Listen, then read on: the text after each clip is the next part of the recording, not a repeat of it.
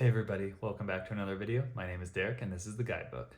How many days do you think you need to explore Iceland's 820-mile ring road? If you search online, most websites will say you need at least a week in the summer and 10 to 14 days is optimal for sightseeing. After visiting Iceland and driving the entire ring road, I think that those recommendations are pretty accurate, but if you're short on PTO and want to save some money, I'm here to tell you that you can do the entire Iceland ring road and have an amazing time and a long weekend.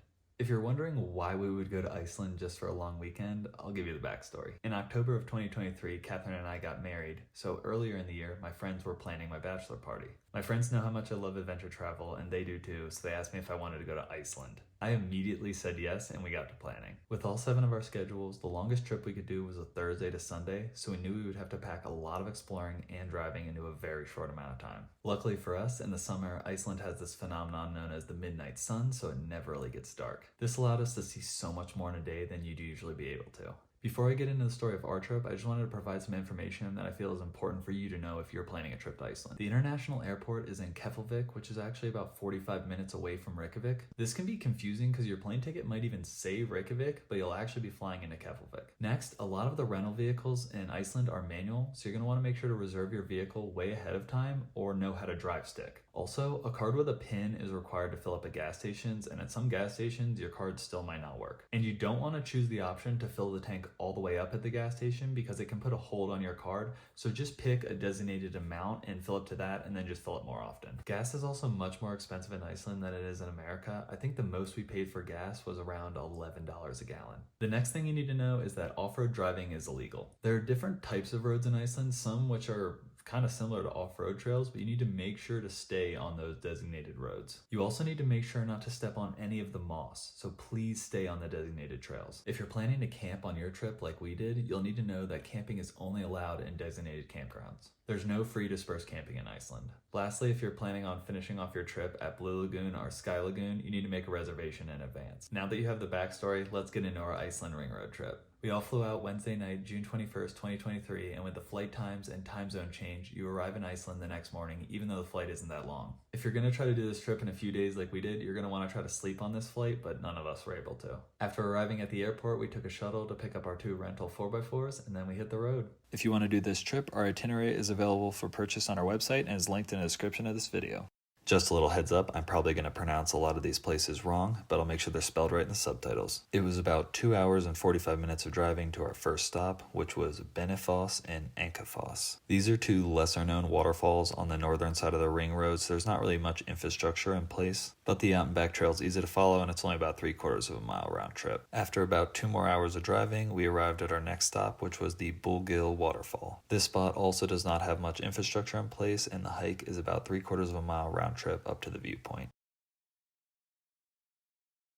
After another hour and a half of driving, we made it to our next stop, which was Godafoss. This is a more well-known waterfall, so we saw quite a few more people, and there are actually nice big large parking lots and paved trails that go all around the waterfall to different viewpoints. After that, we drove 45 minutes to the Hyverval volcano. If you just go up to the viewpoint like we did, it's about 3/4 of a mile. If you go all the way around the crater, it's about 2.7 miles. Then we drove 2 hours to our campsite for the night, which was the Studlagil campground. The campground is first come, first served, and was about $14 per person per night when we visited. We were able to get a few hours of sleep, and then the campground attendant came by and we paid for our campsite, and then we packed up and made the short drive over to the other side of the canyon for the Studlagil Canyon hike. The road over to the trailhead was a little rougher than most of the roads we had been on up to this point, and the trailhead parking lot was pretty small, so I'd recommend getting there early. This hike is about 3.3 miles round trip, and it's an out and back trail, and if you're doing an Iceland Ring Road trip, this is a must-see location. It can be crowded depending on the time you go, and it's not the easiest to get to, but this is one of those places that's even more beautiful in person than it is online. If you're wondering what we did for meals on this trip with all the constant moving and getting to campsites really late, we actually ate every time we stopped at a gas station. With all the driving, we were stopping at gas stations quite a bit, and Iceland gas stations actually have really good hot dogs and they're pretty cheap, so every time we would stop, we would just each get a few hot dogs and eat them at the gas station before heading on to our next location. We also had some snacks in the car, and we did stop at a few other restaurants along the route as well. From Studlagil Canyon, we made the hour-and-a-half drive over to the Hengifoss waterfall. This trail had multiple beautiful waterfalls and was a 3.1-mile round-trip loop trail, and the main waterfall was so epic. If you're doing an Iceland Ring Road trip, I highly recommend doing this trail, even though it is a little ways off the Ring Road. From there, the weather shifted and actually got pretty bad, so we made a 4.5-hour push all the way down to Glacier Lagoon.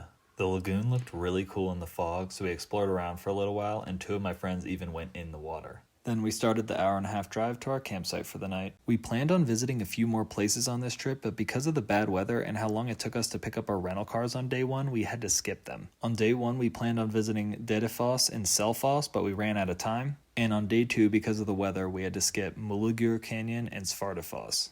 On night 2, we camped at the Hogsland campground, and this is another first come first serve campground, and it was $12 per person per night. This campground also had a bathroom and shower, which was really nice. In the morning, we got up and made the 15-minute drive over to Studlagil Canyon, and this trail is an out and back trail that was 1.9 miles round trip, and it was really cool. The fog when we visited made the canyon look really eerie, and there were multiple overlooks to take in the views.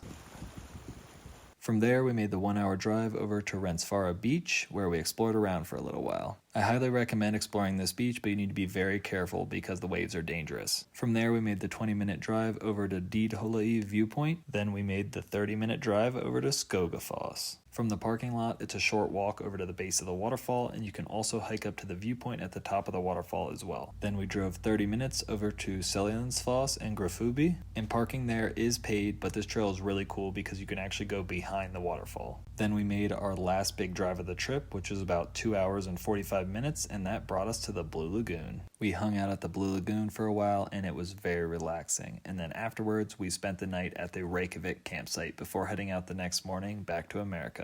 If you liked this video and thought it was informative, then subscribe to the channel, and remember, always leave it better than you found it.